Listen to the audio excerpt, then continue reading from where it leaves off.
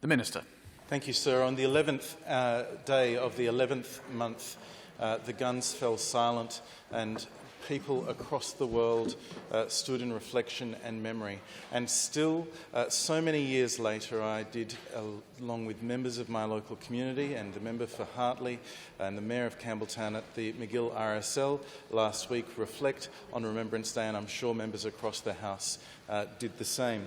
The Magill RSL, indeed, in offering that service to the community, paying tribute to the members of our local community who made the ultimate sacrifice for our freedoms in wars from the First World War and indeed in subsequent conflicts, do this community a great service. And, sir, it's a service they have been doing that community and indeed a service they've been providing for their members and their families for 75 years. And it was with great pleasure that on Saturday night I again joined the member for Hartley and the Mayor of Campbelltown to spend some time with the members of the Magill RSL on their 75th anniversary dinner.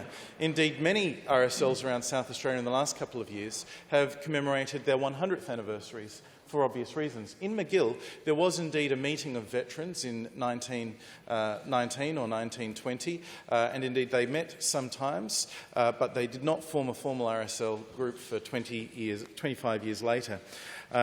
Meredith Burgess gave an outstanding presentation to all present, the President of the Magill RSL, reflecting on some of the history of that RSL and what it's done in our community. I commend her for that, and I thank Cheryl Cates and her husband for representing the state RSL. I know that all members of the Magill RSL were honoured by Cheryl's presence and her reflections too.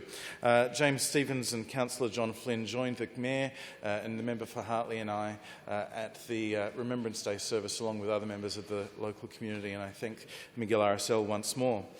Indeed.